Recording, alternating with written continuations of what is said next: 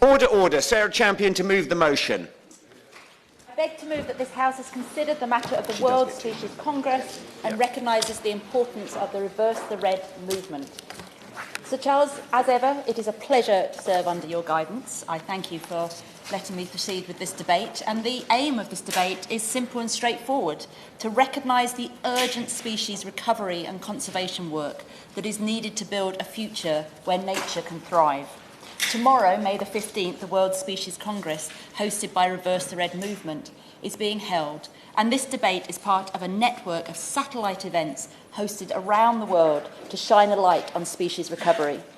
These events will offer a forum for collaboration and a roadmap for success to all who strive to create a healthier planet, with the ultimate goal of reducing species decline and restoring wildlife.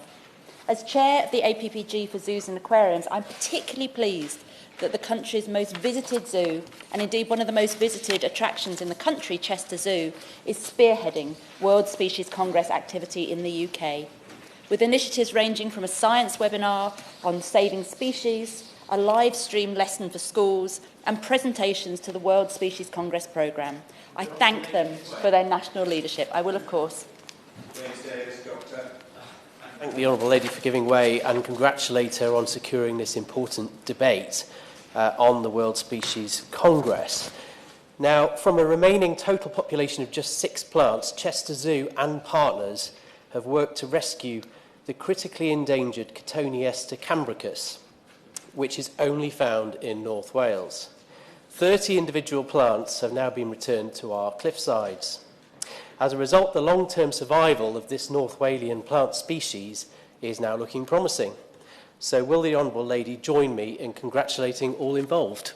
Very good idea. I absolutely will, and I intend to go through some other examples in our nations which we should also be celebrating. Because we stand at a pivotal moment in history. We're facing a global biodiversity crisis where the fate of over 1 million species hangs in the balance due to human disruption and the destruction of habitats. There is simply no more time on the clock. The UK is one of the worst countries in the world for nature loss, with just 3% of land and 8% of our seas sufficiently protected for nature. Thus, the 2023 State of Nature report makes worrying reading. It states that UK native species have, on average, declined by 19% since 1970. And nearly 1 in 6 species are now threatened with extinction in the UK. Shannon. For Rotherham for bringing this forward. She's absolutely right to do so. And does she not agree that the protection of our species is of vital importance, and we as a nation and indeed our government have a greater role to play in the protection of native species here in the UK, as well as the wider view of the global issue, because we in this United Kingdom can play our part in the global view as well, that are rightly highlighted by the World Species Congress. Sarah Champion. I absolutely agree with my honourable friend, and we cannot see any of these declines in isolation, because more than half of plant species have declined. Amongst the world's worst hit groups are the pollinators, such as bees and butterflies, falling by 18% on average. I'm ashamed to say that this has left the UK with the lowest level of biodiversity amongst G7 countries. Will she wear that point? I will. I'm most grateful. Does she agree with me that the example that Biaza and the zoos are setting has not been copied by the country's largest landowner, the National Trust?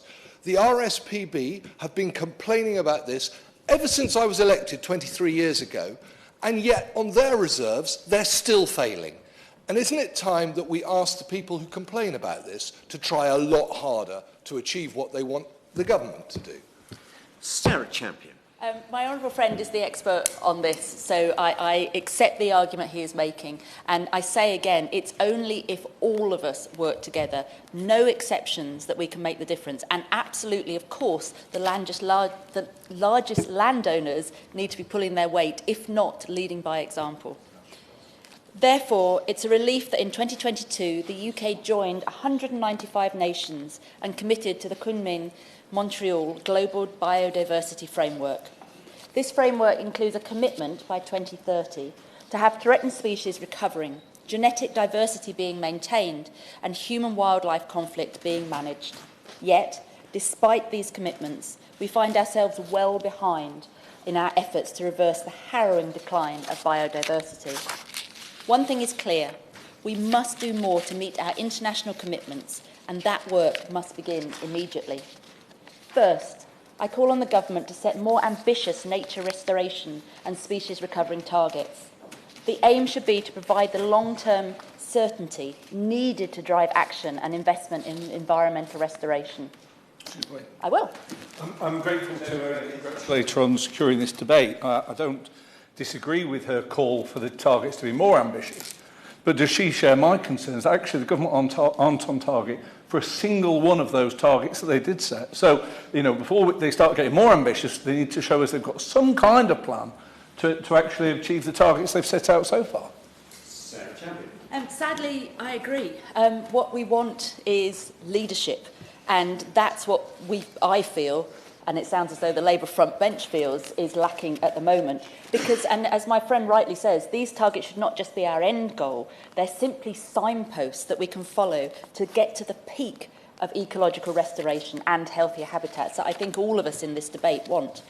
Of course, climate change is a key driver in nature's decline, and the loss of wildlife and wild places both contribute to climate change itself and leaves us ill-equipped to reduce carbon emissions and adapt to change in the future. We must therefore recognise that climate and biodiversity crises are intrinsically linked and should be tackled together. Therefore, secondly, we must take comprehensive and joined-up approaches that tackle both the climate emergency and the nature crisis together. Only then will we start to turn the tide. And we're falling behind, but there is hope. There are organisations and charities across the country who are working hard to recover species and restore nature. I'm particularly pleased with the massive contribution that these organisations are making to reintroducing native species, rejuvenating ecosystems and rekindling hope for the future. And there are several exciting examples from across the UK, and I thank my colleagues for raising two of them. Let me give some more. Take, for example, the Scottish wildcat in the Cairngorms National Park. The population of these Highland tigers has plummeted as a result of significant losses of native woodland and human-wildlife conflict, to the extent that they are now functionally extinct. That is to say, there is no longer a viable wild production population in the future. Now, however, the Royal Zoological Society of Scotland have worked to breed and reintroduce this iconic species, the last surviving native cat in Britain, to the beautiful Scottish landscape. In Wales, there's been impressive work to reintroduce the native pine marten by the Vincent Wildlife Trust, assisted by Chester Zoo, helping to pull this species back from the brink. European pine marten populations have declined dramatically, and by the 20th century, they had mostly disappeared from their once intensive habitats in the UK. I'm pleased to say that not only have the pine martens been reintroduced to Wales, but they have also been successful in breeding a viable population that can create a new stronghold for species and ensure its survival.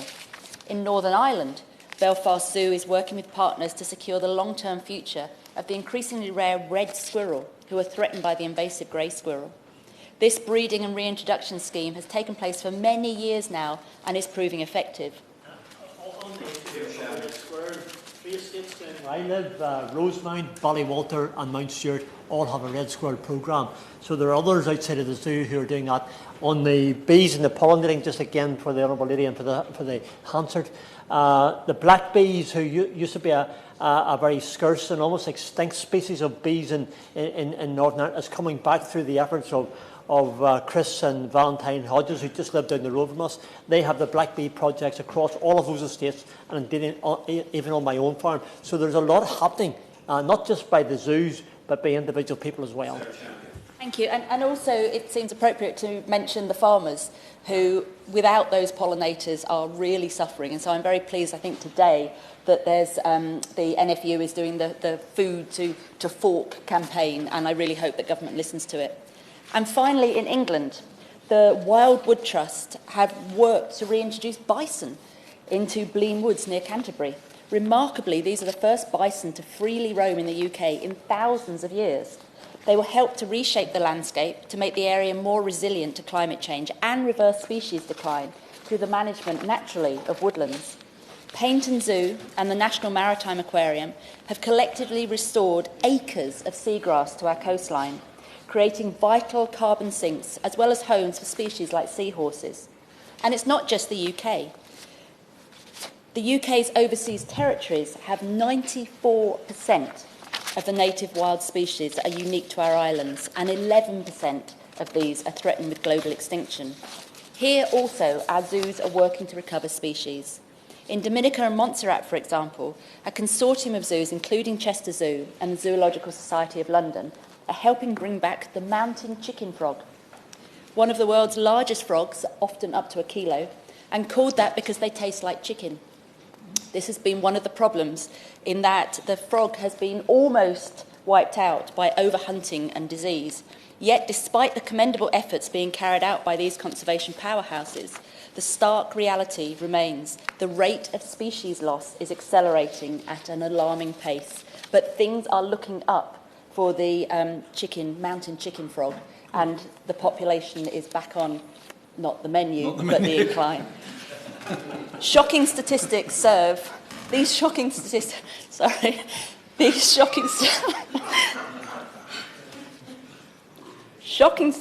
serve as a sobering reminder of the magnitude of the crisis we face.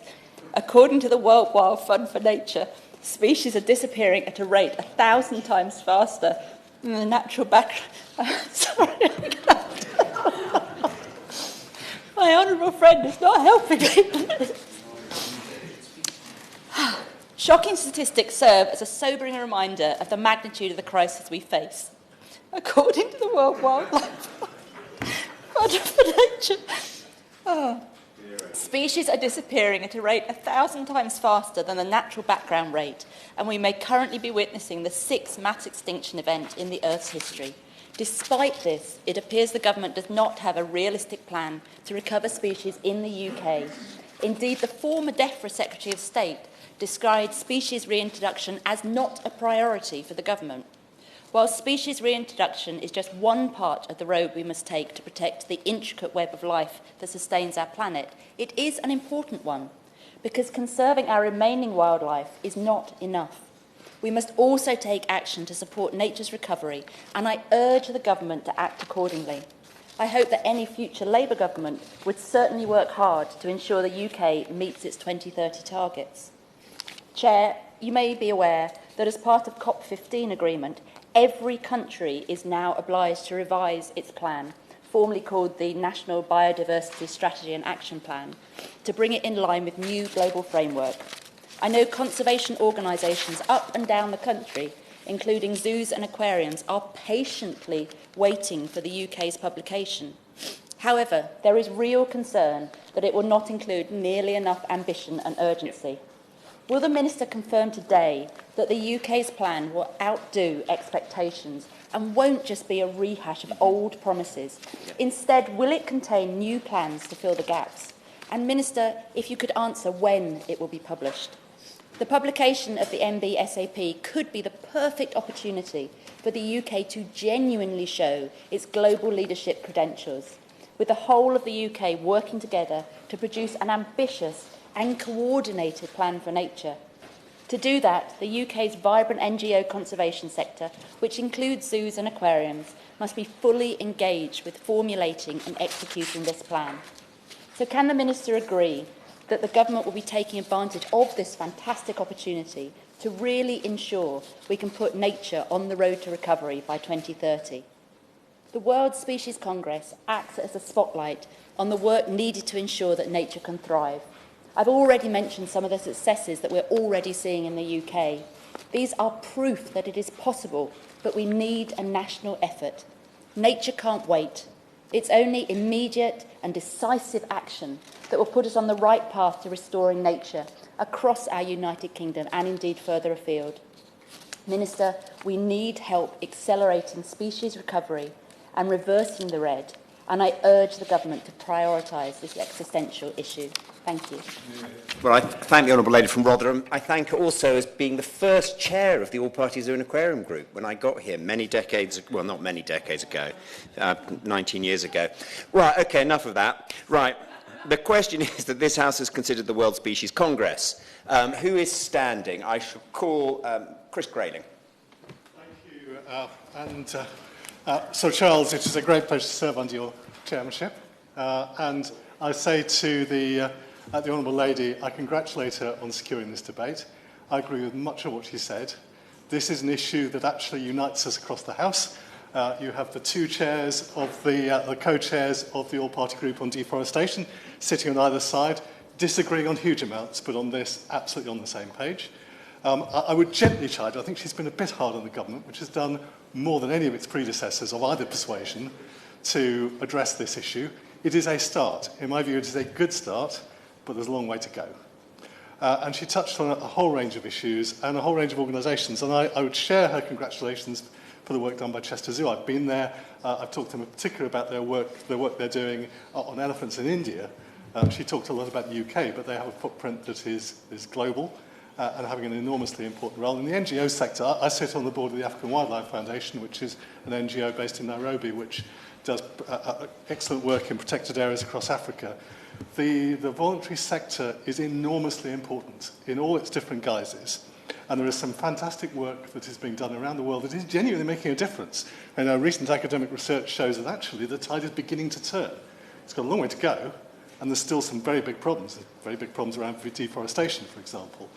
But I do think that there is a global understanding now that we cannot go on like this, and a huge amount of effort from individuals, from corporates, from governments, from NGOs, are all beginning to turn the tide. And that turning of the tide just has to accelerate. And the good work she describes is an important part of that. Now, I've got a couple of nudges for the government, but also some things that have been done very well, in my view. Now, if you look at the new structure of support for farming in the countryside, there are some tweaks and changes needed. This is not a perfect system yet, but the principle of supporting farmers to protect nature is absolutely the right thing to do. Equally, the changes around the introduction of biodiversity net gain, which I think are going to be transformational in the UK. The requirements now for building companies to make sure that their impacts on nature are counterbalanced by improvements of habitats elsewhere is absolutely the right thing to do, and it's one of the most important things this government has done. And the government has also, I think, taken important steps in an area that I've been pushing on, which is around what happens in our marine protected areas. This is not just about species on the land, it is also about species in our seas. And there are some very serious issues in our seas, and one of the important steps that has begun, and I think there is still more to do, and I encourage the Minister to get on with finishing the task, but we have started to ban bottom trawling in marine protected areas, which I think will make a really significant difference. And I am outraged, to be frank, by the fact that the European Union, or various European Union nations, are now trying to stop us putting in place the protections that are being put in place to look after sand eels in the Dogger Bank, essential to provide food for puffins and other species. We can't have it both ways. We can't all globally say we want to protect nature, and then when one country like the UK is doing, takes a step to protect nature, have the full force of international law and threats of tearing up or revisiting international agreements. That cannot be the right thing to do. So I very much hope the European Union will back off. This is the right thing to do for nature. Where I would apply a nudge to the Minister is around deforestation and the secondary legislation that is needed to extend the good work done in the Environment Act to tackle the issue of illegal deforestation and forest risk products coming to the UK. And I know this hasn't been straightforward, and I know there have been various governance issues, but the reality is this needs to get done before the election. I'll happily give way. Although alongside myself, does a great job in co-chairing the deforestation APPG, and he's absolutely right about legislation, but also does he agree with me that the government needs to have mindfulness about this when undertaking trade deals and trade deal negotiations? And we need the legislation, but we also need Department of Business and Trade to have sight of this as well. I agree with that, and indeed I'm on record as saying, or at least I was before the Brazilian election, that I would not have countenanced supporting the signing of a trade deal with Brazil until the deforestation in the Amazon had been addressed. There is significant progress there now. There are issues in Peru, but we can't afford, however we manage this internationally, whatever we do in terms financial support for the developing world. We cannot go on chopping down forests around the world. This has got to stop. It is hugely damaging to ecosystems around the world. We just can't afford to carry on this way. It is enormously important. So I do say to the Minister, please can we see that secondary legislation for forest risk products? There will then be a debate to be had. In fact, two debates to have. The first is around should we extend it to legal deforestation in the way the European Union has done. The other is the principle of due diligence, I think, should also be applied to the financial services sector. And that is something, I don't think it's going to happen before the election, but I would say to both front benches, after the election, this is something that needs to be done. It has been recommended by senior business figures themselves. And there's one other area I want to touch on, which is, Sir Charles, my recent 10-minute rule bill on IUU fishing.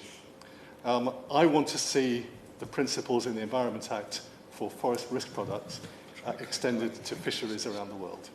There is too much fish coming into the UK, coming into the European Union from totally unsustainable fisheries around the world, from illegal fishing around the world. We have huge fleets of vessels, significantly from China, sailing around the world, hoovering up the oceans, without any reference at all to the sustainability of what they're doing, to the endangered nature of the species concerned. And as we talk about species on a world basis, this is something where we could all come together and deal with the issue by applying tough international rules about trade in IUU fish and about clamping down and licensing and monitoring and preventing IUU fishing from happening. So I'd say to the Minister, and indeed to the Shadow Minister, please put this more firmly on your agenda. It's something that really needs to happen. But Sir Charles, government's done a lot. This is definitely a tick in the box compared with many previous governments, but nobody on either side should be under any illusions about the extent of the work that remains ahead. There's fantastic work being done by NGOs, fantastic work being done increasingly by individuals and private foundations, more and more governments. But in order to reverse what's happened both here and in other parts of the world and protect what we've still got, a huge amount more needs to be done. Thank you very much. Alex Sobel, you've got 7 minutes. I'd want everybody to have a turn and get 7. Thank you, Sir Charles. It's a great pleasure to serve under your chairship. I'd like to first thank my honourable friend from Rotherham for securing this debate and all the amazing work she does, particularly in the zoological sector around species loss and the importantness and timeliness of this debate with the World Species Congress coming. Many colleagues here will know that conservation is something I care about deeply and have raised countless times in Parliament, including when I was on the front bench. And I'd like to put on thanks, Reverse the Red, and also to long-standing organising work with Wildlife and Countryside Link, BIASA, and of course Chester Zoo, who I worked with when I served as Shadow Minister, but also on APPGs throughout my time here, and have continually educated me on the issues of nature and species loss. There's been a real-term decrease of 42% in public funding for UK biodiversity since a peak in 2008 and 2009, which, you know, we don't want to make this an overtly partisan debate, but does reflect priorities within our respective parties. And it was Lord Goldsmith, when he was a minister in DEFRA, who said the UK is the most nature-depleted country in the world. I won't go on about the facts and figures, we all know them, but this debate is an opportunity to make sure the UK adopts a robust, ambitious and integrated national biodiversity strategy and action plan. There are rumours, and my friend from Rotherham alluded to this, that the UK's National Biodiversity Strategy and Action Plan for England will simply be reworking of the Environment Improvement Plan. And from my perspective, this is disappointing and frankly dangerous.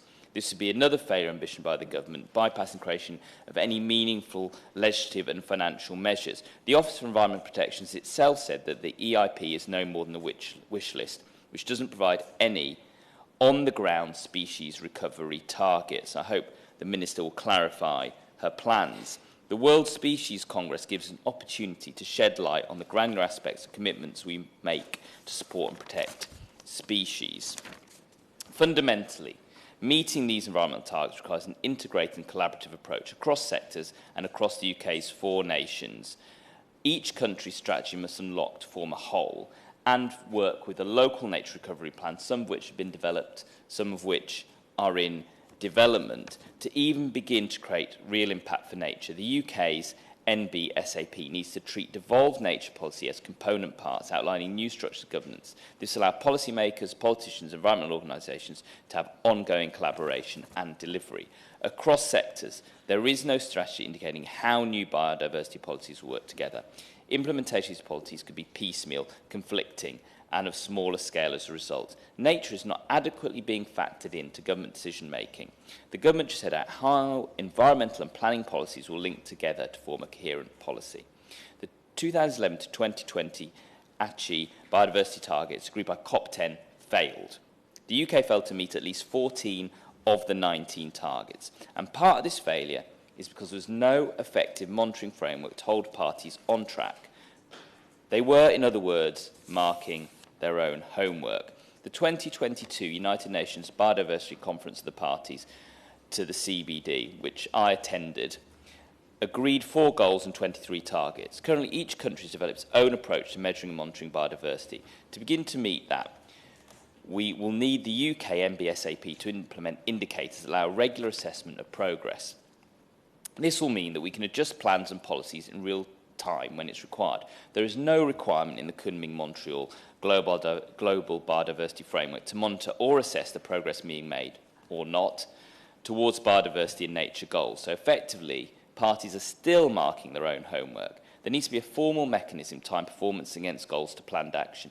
In the UK, we have one of the world-leading indexes, the National History Museum's Biodiversity Intactness Index. It's not the only one, but we need to get to a point where we adopt an index or the parties agree one that doesn't currently exist. I'd rather we adopted an existing one.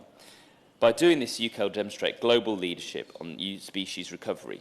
We know there is overwhelming support among the UK public to restore nature. Improving our ecosystem's health and supporting an abundant natural environment creates healthier communities. The future of wildlife is inextricably linked to our own futures as a species. Plans for nature recovery and nature gain also touch on all aspects of our economy, and delivering wild-scale habitat restoration is also reliant on the UK creating green jobs. The NBSAP is an opportunity to integrate nature and people initiatives by setting out exactly how funds will be directed towards biodiversity skills shortages. There is a skills gap in ecology. No matter how many well-intentioned speeches we hear about the need to create green jobs, there are no proper financial measures to address this, then devolved and local authorities simply not be able to prevent further losses and reach our 2030 goals. By creating a national nature service, people all over the UK will be able to gain hands-on experience and qualifications in green skills. This speaks to my earlier point about the need for a cross-sectoral approach. A national nature service will not only support the economy, but deliver biodiversity restoration. The UK are currently behind several major economies globally on this front. Finally, the UK's National Biodiversity Strategy and Action Plan needs to be effective, rather than another heartfelt, but ultimately empty, gesture towards nature recovery. Given the UK's status as most nature-polluted nation, this could be a real opportunity for us to deliver action and leadership at the CBD. Thank you. Thank you very much. Bill Wiggin. Thank you, Mr. Charles. Leptodactylus phallax is the mountain chicken frog, and it is not dying from being consumed. It gets a very nasty fungus called chytridiomycosis. And the reason zoos are able to protect this species is because they're able to take frogs away from their very small habitat. And so when you look at species decline, nearly all of it is due to human encroachment. And so protecting the habitat has to be the first step in protecting these species. And so I was fuming this morning when I read that the Woodland Trust, the RSPB, the National Trust and the Wildlife Trust have been complaining about species loss. These people own 500,000 hectares of land between them and have an income of £871 million. So there is no excuse for getting cross with everybody else when they have so much ability to protect that habitat themselves. What we've seen over the 23 years I mentioned in my intervention, it was very good of the Honourable Lady to take it, and she should be congratulated on securing this debate, is a decimation on the variety of pesticides used, which is welcome, but the hop growers complain to me that the European Union allows far more pesticides than we do. So we're seeing the government taking steps in the right direction, and yet we've got more, and I mustn't get this wrong, corvids. After a COVID crisis, it's very easy to get in a mumble, but corvids, magpies, crows, and jays, and all these types of bird that prey on our species. We've seen decimation of the curlew population. There hasn't been a curlew fledged for 11 years on the RSPB reserves, and yet on grouse moors, where predators are controlled, you've seen a huge result, 71% success. I'm sorry, 97% of curlew nest failures were a result of predation by mink, foxes, gulls and crows. And red-listed ground nesting birds have a 71% success rate in areas with predator control. Now, the zoos are showing that if you manage species, you can bring them back from the brink. The gamekeepers and the areas protected for shooting grouse are more successful at protecting rare breeds. It isn't okay to go back to the old mantra of shooting bad, conservation good. This is about management. I don't care why you're managing it. If you want species diversity and success, you have to manage. And I hope that with the thought about population pressure and management, any future government will consider very carefully the allowing unlimited migration of people or indeed foreign species. Now, if you look at golden plovers, grey partridges, all do better with management through predator control. If we don't stop things from eating the species we care about, they won't be there. And it doesn't seem to me to be okay to criticise the government when there is so much we can all do. People can feed the birds, but if they do, are we just going to encourage more corvids, or are we going to see our precious songbird populations increase? And the evidence is that if you look after the birds, their populations do succeed. So food around the year, conservation, habitat, and predator control are a three-legged stool. If you get that right, you will see success. If you continue to stand back and allow these organisations that have failed for the last 20 years to continue to run the countryside into the ground, we will not have that diversity that we all want. So I think the example set by the zoos is one we should be copying. I think we should not be blinkered about management. And I'm afraid when it comes to countries like our own, where there are large numbers of people, management of predators is essential. If we care about species, we have to take the tough decisions. And I hope that in future, both our government and any future government will do so. Right, we'll go to the front benches who have about 5 minutes each. They can use a little bit longer because we've got a bit of spare time, but obviously I'm sure everybody wants a full response from the Minister. So, Stephen Bonner. Thank you very much, Sir Charles. It's a pleasure to see you in the chair this afternoon.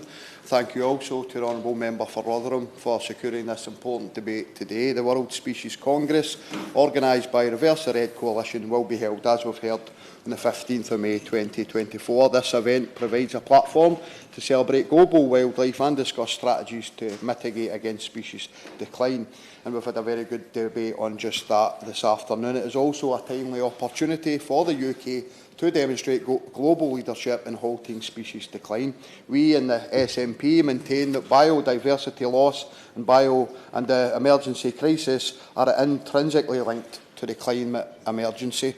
Together, these constitute an existential threat to all of humanity and must be taken seriously.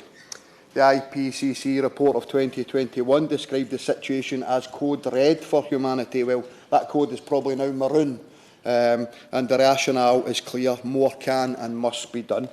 Fundamentally, our economy, our jobs, our health and our well-being depend on it.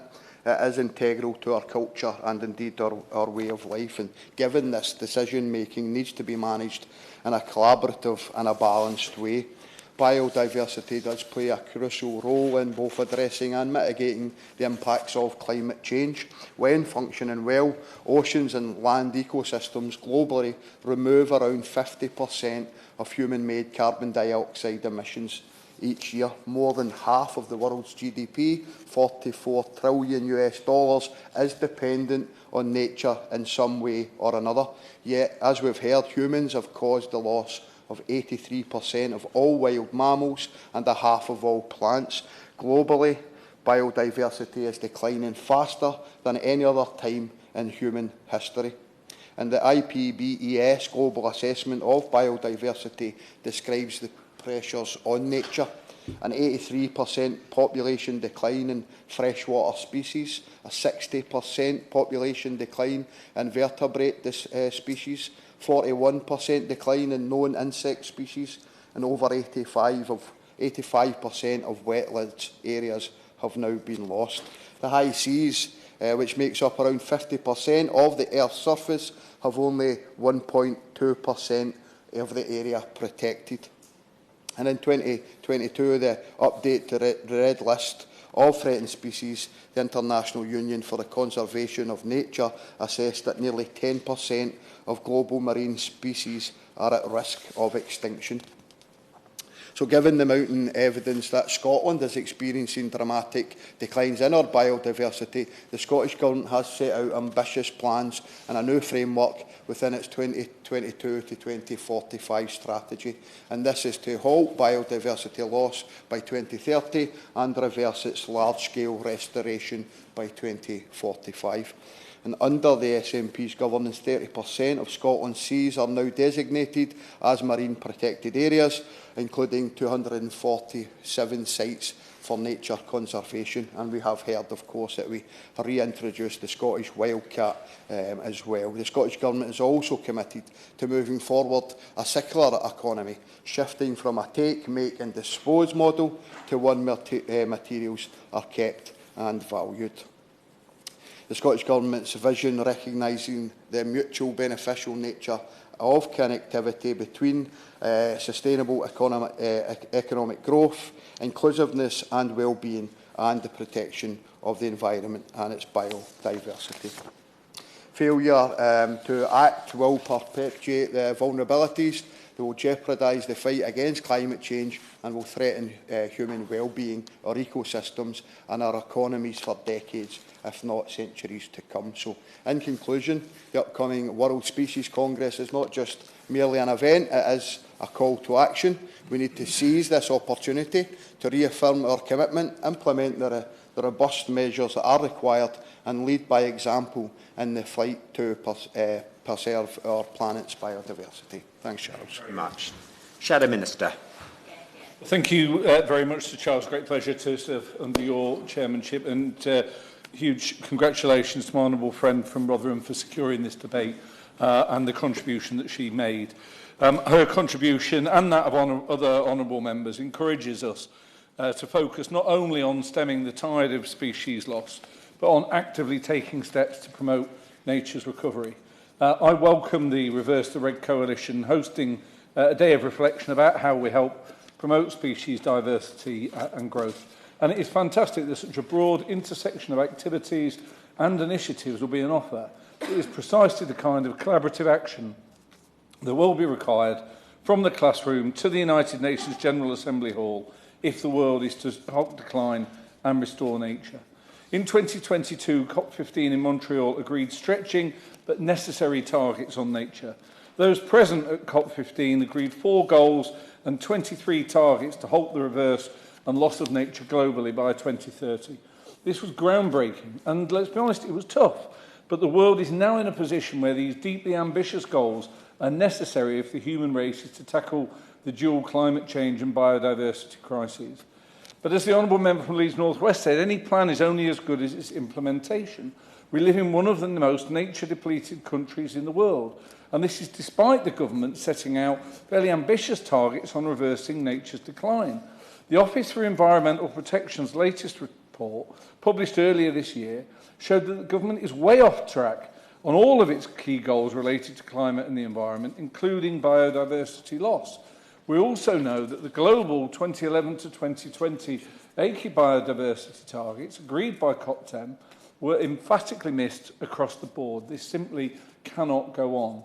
A Labour government would look to grow nature-rich habitats like wetlands, peat bogs and forests for families to explore and for wildlife to thrive. Championing unique habitats like wetlands will help restore species who call them home, like the curlew referred to by the honourable gentleman from North Herefordshire, whose number dropped by 64% between 1970 and 2014 and are currently on the red list for extinction risk. The Labour Party will go further and help protected areas like national parks to become wilder and greener, ending the destruction of nature, restoring and expanding habitats. Ahead of this year's COP16 in Colombia, each party that signed up to the Montreal Agreement must publish national biodiversity strategies and action plans. These plans must show how each country will individually contribute to the goals that have been agreed to. As we've seen with the failure of previous initiatives, these strategies will be crucial to making good on the warm words that all countries have been happy to associate themselves with. Now, we're led to believe that the UK's plan will be split into 4 discrete strands for each of the devolved nations, as well as additional plans for overseas territories and Crown dependencies. This makes sense. It's crucial that plans are sufficiently granular and specific to local context so that they can really guide action on the ground and get results. But there is anxiety across the sector that the plan for England will be, as my honourable friend from Rotherham said, a rehash of the misfiring environmental improvement plan, which has been panned by the OEP, is more of an aspirational wish list than a real plan. So what can the Minister say to contradict that verdict? Will the government lay out a detailed roadmap to achieving those targets, or will it be left to the next government? Will the government produce a bespoke, detailed plan for England, which includes specific actions required to reverse species decline by 2030? The nations of the...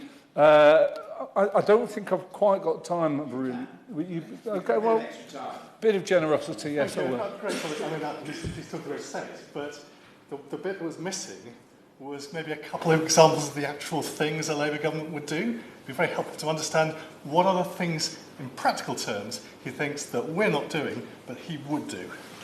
Well, I think there's a number of things, but I mean, let me continue, and I hope that I will respond to the honourable gentleman's question.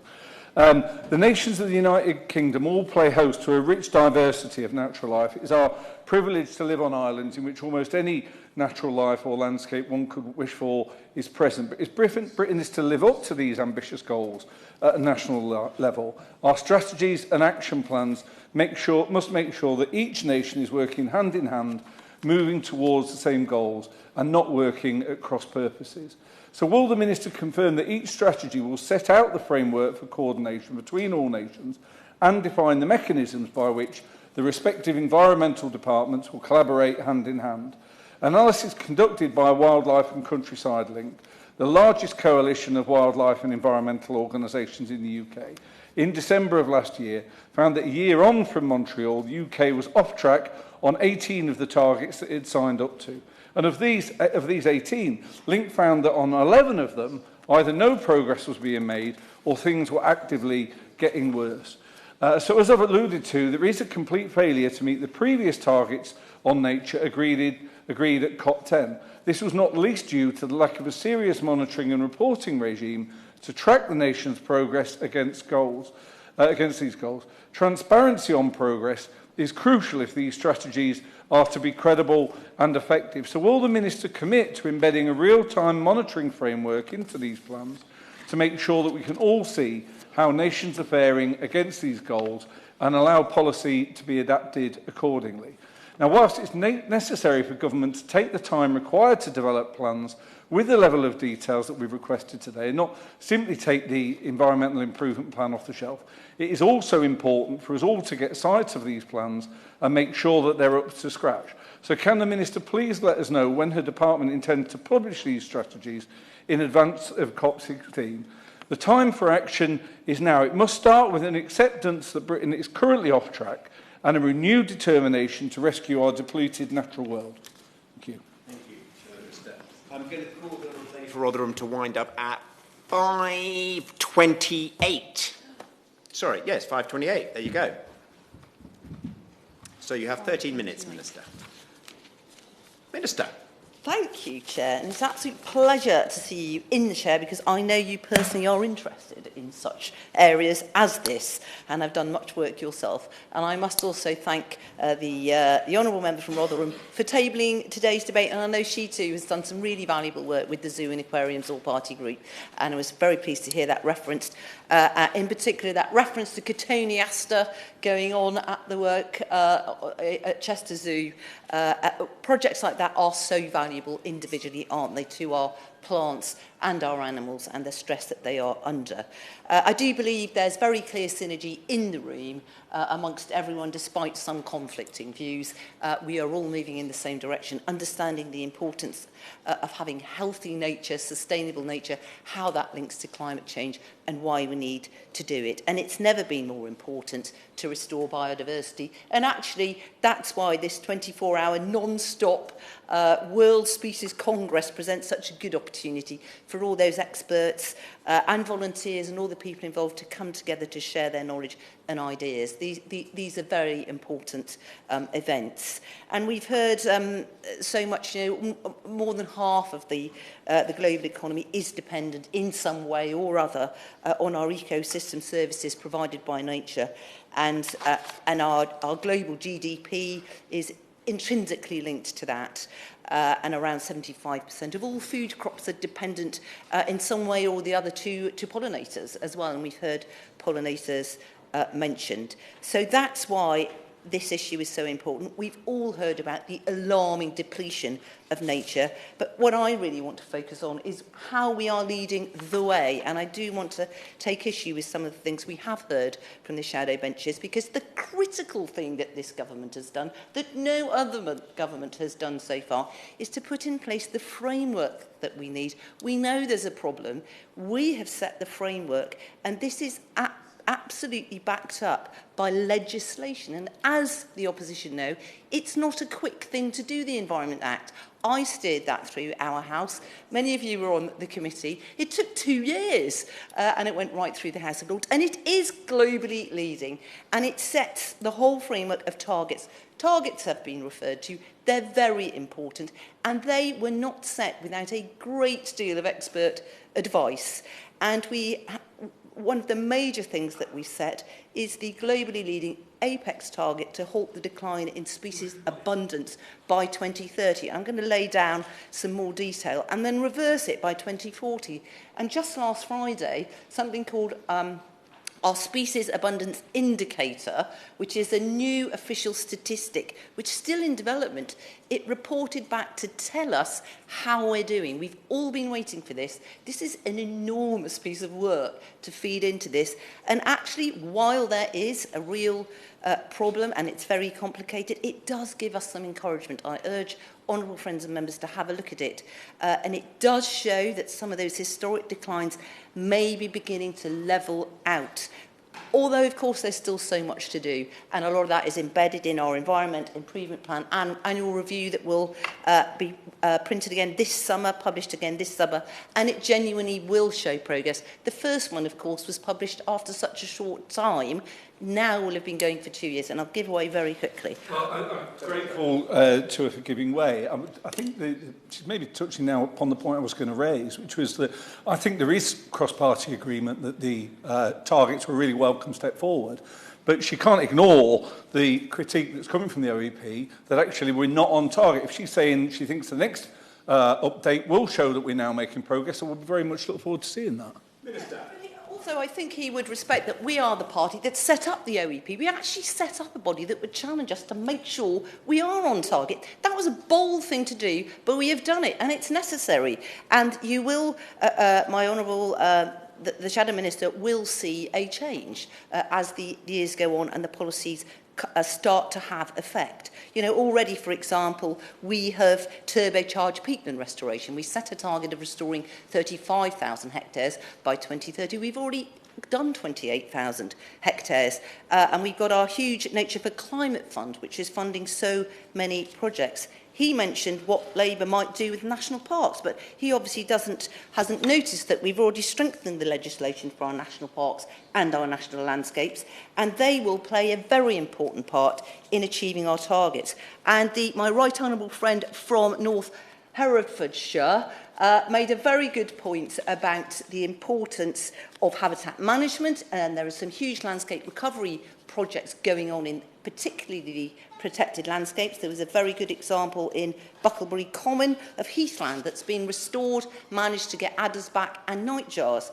He also made a good point about major landowners, major landowning groups. So I have started to chair a body of these major landowning groups, getting all those bodies together, like the Church and the National Trust and the Duchy and the Crown, to say what contribution can they make towards our biodiversity targets, because everyone has agreed here we all have to work together on this. You know, it's not just everyone has to play their part, and this government has put in place the strategies and frameworks so that we can start to deliver on these targets. One of the very useful things will be the biodiversity net gain, which has been referenced. That will add to the sum total of our nature. And my right honourable friend from Epsom and Ewell referenced the forest risk legislation, and I hope to table this legislation very swiftly later this month. Indeed, the Secretary of State referenced this just last week in DEFRA questions, so that we can actually bring in that, make it illegal for larger regulated businesses to use soya, palm oil, cocoa and cattle products if they contravened any of the laws in that country. This is the way we thought we could bring through this very important move. And I was talking to manufacturers of cattle feed in this country who want that legislation because it sets the agenda for the investment. I will give way very quickly. While I was looking at the reference she gave, I wondered if she'd look at simple things we can do in the UK in her legislation, such as not insisting for planning on having a bat survey, but insisting instead that bats get the mitigating changes to building regulations that they require automatically, thus saving developers and getting on with saving the species. I thank you, but we've done a lot of work with DULUC on improving and speeding up those site strategies, and we've got a new method of site strategies which is particularly working for newts, and certainly they're looking at bats. Oceans were referenced, are 178 marine protected areas. We've got 3 higher marine protected areas, and because we've left the common fisheries policy, we're now in charge of our own policies, and we have brought in bylaws to stop that damaging bottom trawling that's been referenced, and we have banned the fishing of sand eels on Dogger Bank. This was a huge step to take, but we were able to take it because we're now independent, and that is saving our seabirds. That's their main source of food, and yet other countries were going there with their super trawlers to catch those sand eels to feed their fish farms. So there's so much at home we're doing. The ELM scheme, the SFI scheme are all feeding into getting to our targets. We've got integrated pest management to help our pollinators and a raft of other measures the farmers are putting in place to help us hit these targets and recover nature. And then internationally, of course, we're doing so much work. We've got all our international conventions, the conservation of migratory species that we adhere to, and the Convention on Biological Diversity is going to be so important at COP16. And as everyone knows, the UK were at the forefront of those negotiations at COP15 to set that global biodiversity framework, which we are adhering to. And the UK National Biodiversity Action Plans were mentioned in detail. We've been working very hard to prepare those. We'll be publishing them imminently. I would remind shadow ministers and colleagues here, all the DAs have to take part in this, so I urge them to make sure they're doing their bit to feed into that, plus our UK overseas territories and Crown dependencies. In fact, I've just come from chairing a meeting with the OTs, and they're so important to our sum total of our nature because they do hold 94% of it, and they are working with our funds, our Darwin funds and our other funds, so we can help them to nurture and save that wonderful wildlife. Importantly to finance, nature finance. We can't do any of this without the right chains of finance, mobilising finance on a big scale across the globe to help us protect and conserve nature. And the UK is again leading the international efforts on this with the international climate finance commitment that we've got, and we've put huge commitments of funding into that, a 3 billion from 25 to 26 and 11.6 billion overall. So I hope, Chair, I have demonstrated just how much we are doing. I could talk for hours on this, because I genuinely feel that with the experts and the advice we got, all the people working in DEFRA, but other government departments, we genuinely understand that there is a big crisis. And the critical thing is getting that framework in place so that we can drive the actions. And of course, our policies have got to do that. That's why the farmers are so important and what they do, whilst also producing sustainable, secure food supplies. But we understand that, and they can both work together. And our Farm to Fork event today really showcased that, I think. So I want to thank everyone for their contributions on this important debate. Thank you again for securing it. I wish the Congress all the best with its 24-hour marathon. And there's, what I'd like to say, Chair, is there's more to come. Well, thank you very much, Minister. The Honourable Lady for Rotherham has 2 minutes to wind this excellent debate up. Thank you very much, Chair, and I thank the Minister because I know she is truly dedicated to this topic and has done a huge amount to move it forward. But whenever I go into schools, biodiversity and climate change is always the one topic that they want to know why we're not doing more on. And I think when we look back on the contributions that have been made today, part of the problem is it's so broad. So we've got deforestation, sustainability of fishing, decimation of our wild birds, better land and habitat management.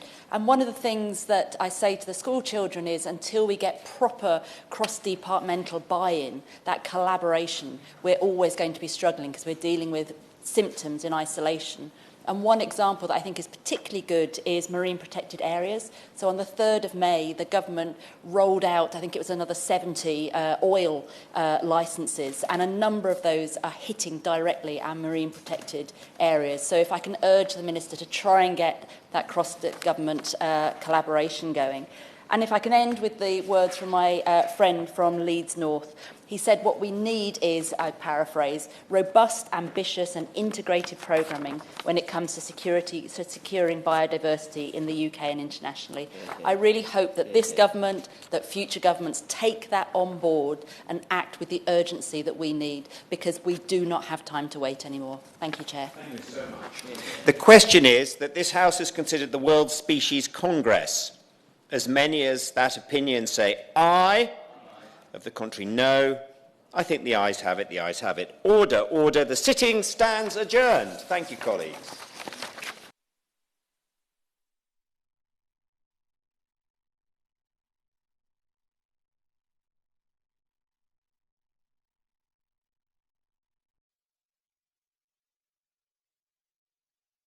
The proceeding has ended.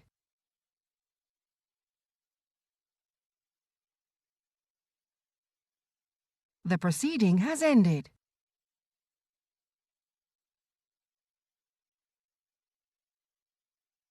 The proceeding has ended.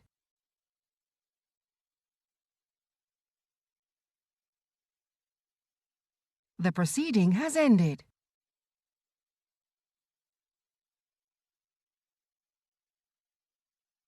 The proceeding has ended.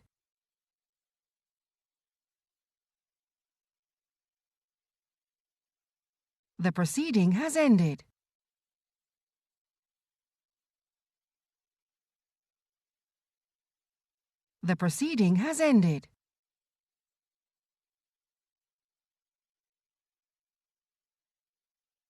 The proceeding has ended.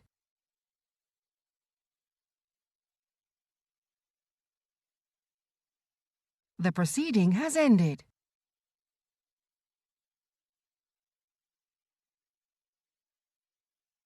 The proceeding has ended.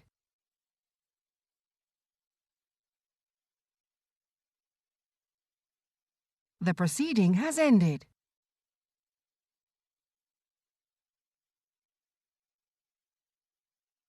The proceeding has ended. The proceeding has ended.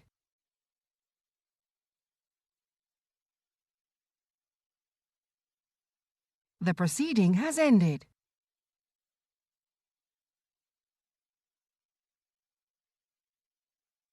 The proceeding has ended.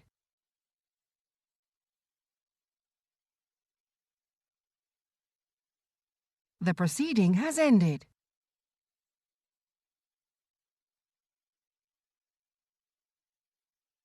The proceeding